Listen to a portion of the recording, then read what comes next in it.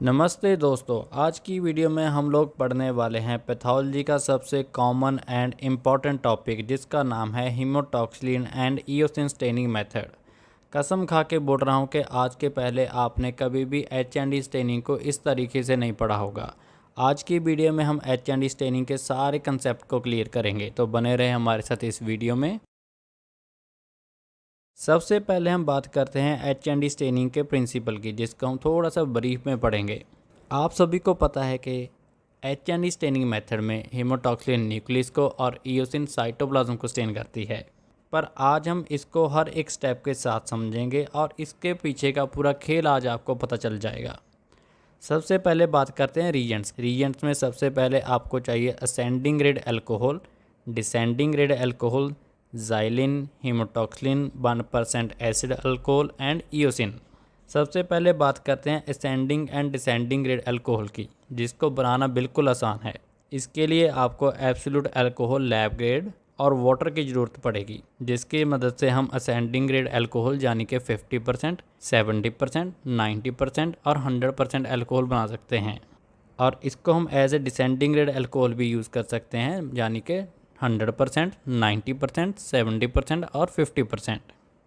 For example, अगर आपने 50% absolute alcohol 100 ml बनाना है तो आपको ज़रूरत पड़ेगी 50 ml एब्सोल्यूट अल्कोहल की प्लस 50 ml वाटर की। इन दोनों को मिक्स करने से आपका 50% अल्कोहल रेडी हो जाएगा। सेकेंड रीजेंट है ज़ाइलिन को हम एज इट इज़ यूज़ करेंगे, बट ध्यान देना है कि ये sulphur free lab graded reagent हो, और दूसरा ये कार्सिनोजेनिक है तो इसको हम बहुत ही ध्यान से हैंडल करेंगे। नेक्स्ट रीजेंट है हीमोटॉक्सिलिन। वैसे तो हीमोटॉक्सिलिन की बहुत सी टाइप आपको देखने को मिल जाएंगी, जिनको मॉडर्न के बेस पर क्लासीफाई किया गया है। सबसे पॉपुलर हीमोटॉक्सिलिन है एहरलिक haematoxylin, because of its durability, easy diffusion and comparative permanency. पर इस स्टेन की राइपनिंग के लिए 1 से 2 मंथ का वक्त लग जाता है, इसीलिए हम सब हैरिस हीमोटॉक्सिलिन यूज़ करते हैं, जिसको कूल होते ही हम लोग यूज़ कर सकते हैं। इसकी कंपोजिशन की बात करें तो सबसे पहले हमें चाहिए हीमोटॉक्सिलिन, जो कि हमें कैंपेचिनम नाम के पेड़ की लॉगवुड से मिलती है, जो मेनली जमाइका के जंगलों में पाया जाता है। सेकंड इंग्रेडिएंट है एब्सोल्यूट अल्कोहल। फिर हमें चाहिए अमोनियम और potassium alum, distil water, mercuric oxide and last में चाहिए ग्लेशियल एसिटिक एसिड। सबसे पहले हम हीमोटॉक्सिलिन को एब्सोल्यूट अल्कोहल में डिसॉल्व करेंगे और दूसरी तरफ एलम को वाटर में, और एलम को वाटर में मिक्स करते समय इसको हीट देना नेसेसरी होता है। जब ये मिक्स हो जाए तो इन दोनों सॉल्यूशन को आपस में मिक्स कर लेना है और इनको हीट की हेल्प से बॉइलिंग पॉइंट तक लेके जाना है। फिर इसमें हम मर्क्यूरिक ऑक्साइड ऐड कर देंगे और इसको कूल वाटर में रख के इसको हम ठंडा कर लेंगे। अगर आप चाहें तो यूज़ करने से पहले इसमें ग्लेशियल एसिटिक एसिड ऐड कर सकते हैं, जो कि न्यूक्लियस स्टेन की इंटेंसिटी को इंक्रीज़ कर देता है। अब समझते हैं हम इंग्रेडिएंट के काम को। सबसे पहले हमारा मेन कंपोनेंट है हीमोटॉक्सिलिन, जो कि एक न्यूक्लियस स्टेन है, पर यह अकेली न्यूक्लियस को स्टेन नहीं कर सकती, जिसके लिए हमें मॉर्डेंट ऐड करना होता है, जो कि टिश्यू और स्टेन के बीच में एक बॉन्ड बना के रखता है, और इसके लिए हम अमोनियम और पोटाशियम एलम का यूज़ करते हैं। मर्क्यूरिक ऑक्साइड एक राइपनिंग केमिकल है जो इस स्टेन को राइपनिंग करने के लिए यूज़ होता है। जो काम एहरलिक स्टेन में हम नेचुरली धूप में रख के 1 से 2 मंथ में करते थे, उसी काम को हम केमिकली राइपनिंग से ईजिली कर सकते हैं। और लास्ट में जो हम ग्लेशियल एसिटिक एसिड ऐड करते हैं, वो न्यूक्लियस स्टेन की इंटेंसिटी को इंक्रीज करता है। नेक्स्ट रीजेंट है 1% एसिड अल्कोहल। इसे बनाने के लिए हमें एब्सोल्यूट अल्कोहल और HCl की ज़रूरत पड़ेगी। अगर हम 100 ml 1% एसिड अल्कोहल बनाएं तो इसके लिए हमें 99 ml एब्सोल्यूट अल्कोहल में 1 ml कंसनट्रेटेड HCl को ड्रॉप बाय ड्रॉप ऐड करना होगा, और आपके सामने 1% एसिड अल्कोहल बन के तैयार हो जाएगा। लास्ट रिएजेंट है 1% इयोसिन। इयोसिन 2 तरह की हम इसमें यूज़ कर सकते हैं। पहली है इयोसिन Y और दूसरी है इयोसिन B, जिसमें से most commonly eosin Y use की जाती है।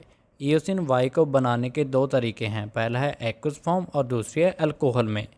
1 ग्राम इयोसिन को वेट करने के बाद हम इसे 100 ml वाटर और अल्कोहल में डिज़ोल्व करेंगे, और इसको मिक्स करने के लिए हम मैग्नेट स्टारर का यूज़ कर सकते हैं। ईओसिन की इंटेंसिटी में विविड कलर को जनरेट करने के लिए हम इसमें 1% फ्लॉक्सिन बी भी ऐड कर सकते हैं। और अगर आप चाहें तो ईओसिन की इंटेंसिटी को इंक्रीज़ करने के लिए इसमें कुछ ड्रॉप एसिटिक एसिड की भी ऐड कर सकते हैं। तो ये तो हो गए रिएजेंट्स। अब बात करते हैं एचएनडी स्टेन के स्टेप्स की और इनके पीछे के कंसेप्ट को समझेंगे। सेक्शन कटिंग के बाद जो रिबन बनता है उसे हम फ्लोटेशन बाथ में ट्रांसफ़र कर लेते हैं और इसके रिंकल्स वगैरह निकाल के इसको बिल्कुल प्लेन कर लेते हैं और एक ग्लास स्लाइड पर बिल्कुल ही पतली सी एग एल्ब्यूमिन की कोट लगाकर हम इस सेक्शन को स्लाइड पर उठा लेते हैं। एग एल्ब्यूमिन के अल्टरनेट के लिए आप पॉजिटिव चार्ज स्लाइड्स भी यूज़ कर सकते हैं। अब फाइनली हमारे पास पैराफिन सेक्शन आ गया है और हम अपनी स्टेन स्टार्ट कर सकते हैं। स्टेन के प्रोसीजर को स्टार्ट करने से पहले मैं आपको बता दूं कि ये एचएनडी स्टेन ज़ाइलिन से ही स्टार्ट होती है और ज़ाइलिन पे ही ख़त्म होती है। तो पहला स्टेप जो कि पैराफिन सेक्शन की किसी भी स्टेन में ज़रूरी होता है वो है इंक्यूबेशन।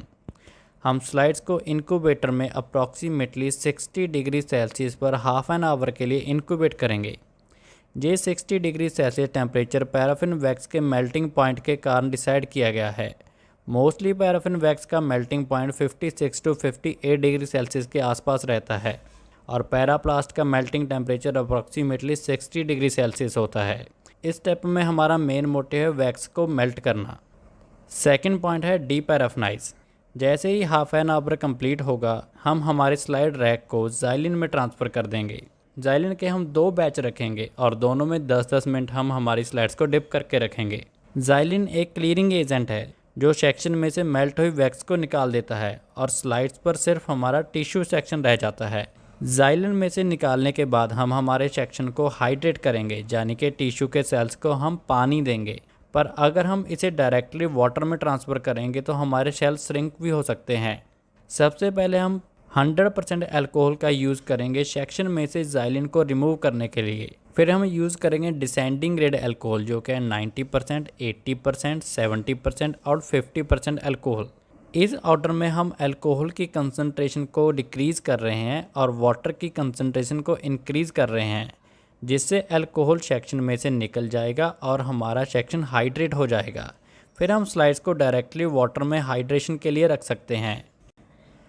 अब पानी से निकालने के बाद हम इसे न्यूक्लियस स्टेन जो कि है हमारी रिग्रेसिव हैरिस हेमोटॉक्सिलिन में डिप कर देंगे अप्रॉक्सीमेटली 10 टू 15 मिनट के लिए। जो हैरिस रिग्रेसिव हेमोटॉक्सिलिन है, पहले इसको समझते हैं कि ये काम कैसे करती है।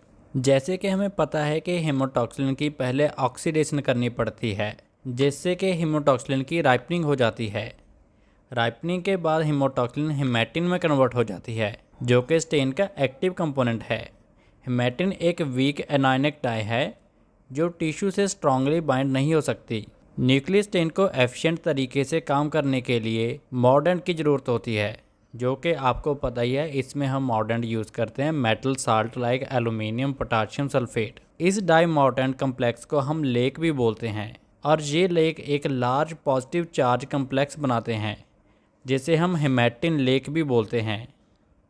अब समझते हैं कि ये न्यूक्लियस के साथ बाइंड कैसे होती है। न्यूक्लियस जैसे कि आप लोगों को पता ही है कि nucleic acid DNA and RNA से भरपूर होता है जिसमें शुगर फॉस्फेट में दी फॉस्फेट ग्रुप प्रेजेंट होता है जो कि न्यूक्लिक एसिड की बैकबोन होते हैं और ये अपने साथ स्ट्रॉन्ग नेगेटिव चार्ज भी कैरी करते हैं at the typical staining pH. अब हमारा positive charge haematin mordant complex electrostatically strongly bind हो जाता है with negative charge phosphate group of nucleic acid. Haematoxylin पूरे न्यूक्लियस को यूनिफॉर्म स्टेन नहीं कर पाती। ये प्राइमरी न्यूक्लियस के उन पार्ट्स को स्टेन करती है जिसमें न्यूक्लिक एसिड कंटेंट रिच होता है, जैसे कि हेट्रोक्रोमेटिन जो कि डार्क स्टेन होता है, न्यूक्लियोलस जो डार्क स्टेन होता है और लास्ट है यूक्रोमेटिन जो लाइट स्टेन होता है। अब समझते हैं रिग्रेसिव का मीनिंग। रिग्रेसिव स्टेन यानी कि इस स्टेन से हम हमारे न्यूक्लियस को ओवर स्टेन करते हैं और फिर एक्सेस स्टेन को नेक्स्ट स्टेप डिफरेंशिएशन की हेल्प से निकाल देते हैं। यानी कि आपको जितनी कलर चाहिए उतना रख सकते हैं, बाकी निकाल दीजिए। न्यूक्लियस स्टेन होने के बाद फिर हम इसे वॉश करेंगे और इससे नेक्स्ट स्टेप का नाम है डिफरेंशिएशन। डिफरेंशिएशन करने के लिए हम यूज़ करेंगे 1% एसिड अल्कोहल। स्लाइड्स को 1% एसिड अल्कोहल में एक डिप के साथ कुछ सेकंड एजिटेशन करने के बाद हम इसे टैप वाटर में ट्रांसफ़र कर देंगे। ये स्टेप HND स्टेन में बहुत ही इम्पोर्टेंट स्टेप है, क्योंकि इसी स्टेप से आप फिक्स करेंगे कि न्यूक्लियस स्टेन की इंटेंसिटी कितनी होनी चाहिए। जब स्टेन स्लाइड्स को हम 1% एसिड अल्कोहल में ट्रांसफ़र करते हैं तो ये एक्सेस स्टेन को रिमूव कर देता है। जितना ज़्यादा टाइम आप इसे एसिड अल्कोहल में छोड़ोगे उतना ज़्यादा हेमाटोक्सिलिन सेक्शन का कलर निकल जाएगा। सो इस स्टेप को आपने बहुत ही ध्यान से परफॉर्म करना है। ये तो हो गया इस स्टेप की प्रैक्टिकल इम्पोर्टेंस। अब समझते हैं इसके पीछे की थ्योरी को। जब हम स्लाइड्स को एसिड अल्कोहल से निकालते हैं तो आप देखोगे कि इसका कलर ब्लू से पिंकिश हो गया है।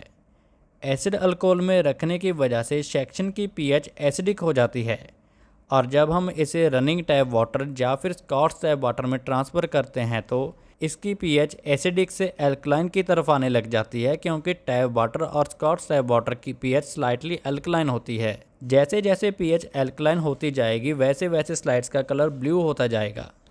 इसीलिए इस स्टेप को हम ब्लूइंग के नाम से जानते हैं। रनिंग टैप वाटर में से रैक को निकालकर आप किसी भी एक रैंडम स्लाइड को माइक्रोस्कोप में चेक कर सकते हैं कि न्यूक्लियस का कलर लाइट है या फिर डार्क है, और अपने अकॉर्डिंग ब्लूइंग के टाइम को एडजस्ट भी कर सकते हैं। ब्लूइंग होने के बाद हमारे पास हमारा न्यूक्लियस ऐसे ब्लू कलर स्टेन हो चुका है। न्यूक्लियस को ब्लू कलर प्रोवाइड करने के बाद हम बढ़ते हैं साइटोप्लाज्म की ओर। साइटोप्लाज्म को स्टेन करने के लिए हम counter stand 1% aqueous yellow shaded eosin का यूज़ करेंगे। स्लाइड्स को 1% एक्वस येलो शेडेड ईओसिन में ट्रांसफ़र करेंगे और तकरीबन 30 सेकंड से लेकर 1 मिनट के बाद स्लाइड्स को बाहर निकालकर एक डिप पानी में देंगे। ध्यान रखना है कि ईओसिन के बाद आपने ज़्यादा टाइम इसे पानी में वॉश नहीं करना है, क्योंकि हमने ईओसिन को पहले ही पानी में बनाया है। अगर आप ज़्यादा वॉश करोगे तो ईओसिन उसमें वॉश आउट हो जाएगी और आपकी स्लाइड में से ईओसिन निकल जाएगी। साइटोप्लाज्म स्टेन होने के बाद हम टिश्यू सेक्शन की डिहाइड्रेशन करेंगे। डिहाइड्रेशन करने के लिए हम असेंडिंग ग्रेड अल्कोहल का यूज़ करेंगे, जिसमें 50%, 70%, 90% और लास्ट में एब्सोल्यूट अल्कोहल का यूज़ करेंगे। अल्कोहल टिश्यू में से बचे हुए पानी को बाहर निकाल देंगे, और इससे नेक्स्ट स्टेप है हमारा क्लीयरिंग, जो कि हमारे HND स्टेनिंग प्रोसीजर का लास्ट स्टेप है। क्लीयरिंग करने के लिए हम अगेन ज़ाइलिन का इस्तेमाल करेंगे, और यहाँ पर HND स्टेन ज़ाइलिन से स्टार्ट होकर ज़ाइलिन पर ही ख़त्म हो जाती है। इसके बाद हम इसे DPX के साथ माउंट कर सकते हैं। रिज़ल्ट की बात करें तो इसमें आपको nucleus blue, cytoplasm and collagen pink, muscle keratin and colloid bright pink और एरिथ्रोसाइट ऑरेंज रेड दिखाई देंगे। और आज का हमारा ये HND स्टेन का टॉपिक यहीं ख़त्म होता है। आप HND से रिलेटेड 50 MCQ भी अटैम्प्ट कर सकते हैं। ऊपर लिखा आ रहा है 50 MCQ ऑन HND। इस पर क्लिक करके आप हमारी HND MCQ वाली वीडियो भी देख सकते हैं। अगर वीडियो में कोई पॉइंट डिस्कस करना रह गया हो या फिर आपको कोई डाउट हो तो आप कमेंट सेक्शन में कमेंट ज़रूर करें, और इस तरह की और वीडियोस देखने के लिए चैनल को सब्सक्राइब करें।